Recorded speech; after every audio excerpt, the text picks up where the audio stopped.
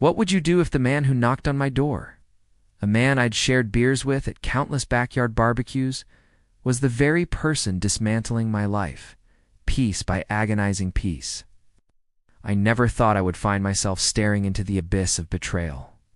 But that Tuesday night, when our neighbor Mark stood on my porch, everything I believed about my marriage, my home, and my future shattered. His eyes, usually filled with a casual friendliness, held a flicker of something I couldn't quite place, a mix of guilt and a strange, almost predatory satisfaction. He wasn't there for a cup of sugar. He was there to deliver a message, one that would unravel the carefully constructed facade of my perfect life. The air grew thick with unspoken truths, and as he opened his mouth, a cold dread seeped into my bones, telling me that the man I thought was my friend was about to confirm my darkest suspicions, leaving me teetering on the edge of an irreversible precipice.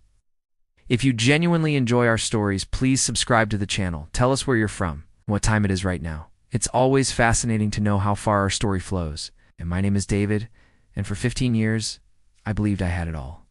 A beautiful home in a quiet Chicago suburb, a stable job as an architect, and Sarah, my wife, who I thought was my soulmate. We had built a life together, brick by brick, memory by memory. The humiliation hit me first, a visceral punch to the gut that left me breathless. It wasn't just the act of betrayal. It was the audacity, the proximity, the sheer disrespect of it all. Mark, our next-door neighbor, the guy whose kids played with ours, the man I'd lent tools to, was sleeping with my wife. The thought alone made my stomach churn, a bitter bile rising in my throat. It started subtly, as these things often do. Sarah, once so vibrant and engaged, began to withdraw. Late nights at work, vague excuses about client dinners in downtown Chicago. Her phone, once left carelessly on the counter, became a closely guarded secret. Always face down, always within reach. I noticed the new perfume, a scent I didn't recognize, clinging to her clothes. Her eyes, when they met mine, held a distant, almost calculating glint. I tried to dismiss it, to rationalize it away as stress, as the natural ebb and flow of a long-term marriage. But the unease gnawed at me, a persistent whisper in the quiet hours of the night. Then came the slow, agonizing discovery. One evening, while Sarah was in the shower, her phone buzzed with a notification. Text from Mark. "Can't wait for tomorrow night, my love." My blood ran cold.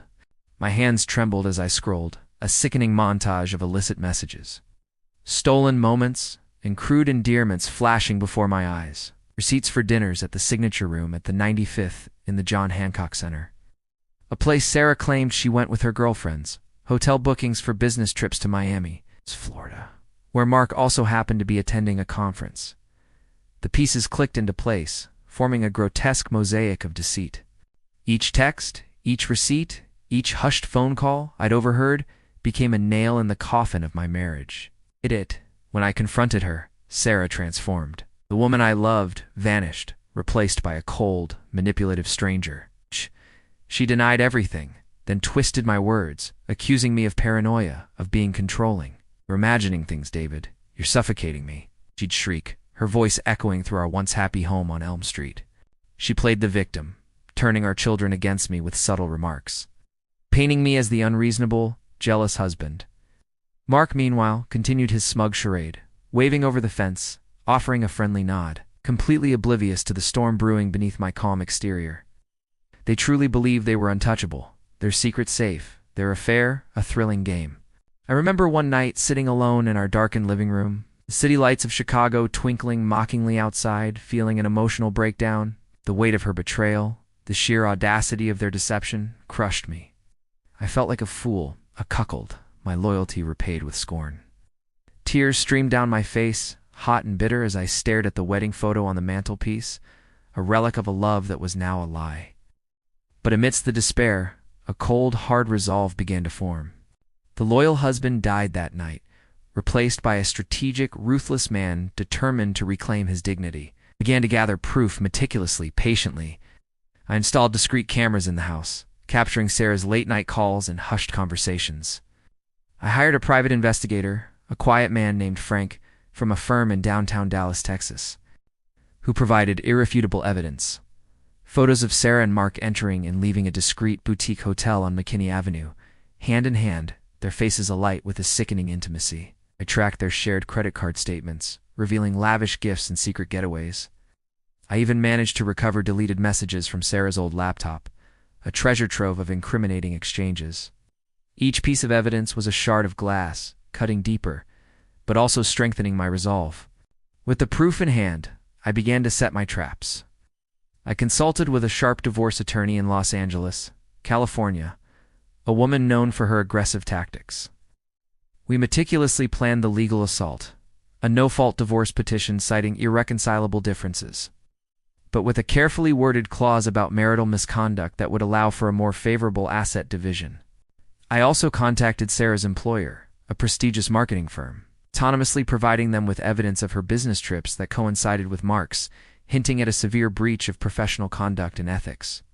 For Mark, I found out he was up for a major promotion at his investment bank. A discreet, anonymous email to his HR department, attaching the most damning photos and messages, was all it took.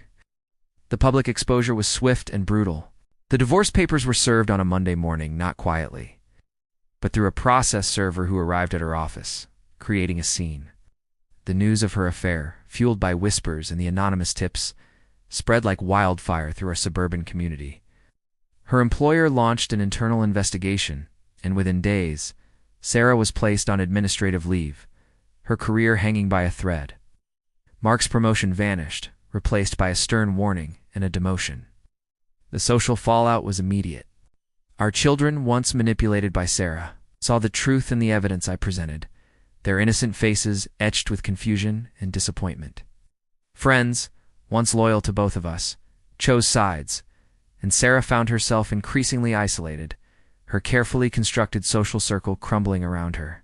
Sarah was completely ruined. Her career imploded, her reputation in tatters. The divorce settlement, thanks to the irrefutable evidence of her infidelity, left her with significantly less than she had anticipated. She lost the house, the respect of her children, and the illusion of her perfect life. Mark, too, faced the consequences.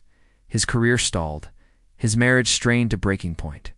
They were no longer the smug, untouchable villains. Were two broken people, exposed and shamed. I stood on my porch one evening, watching the sunset paint the Chicago sky in hues of orange and purple. The house was quiet, the children asleep. The anger had faded, replaced by a profound emptiness. The revenge was complete, but it brought no joy, only a chilling sense of finality. The silence was deafening, a constant reminder of the life that was, and the life that would never be again. The cost of truth was everything. The end.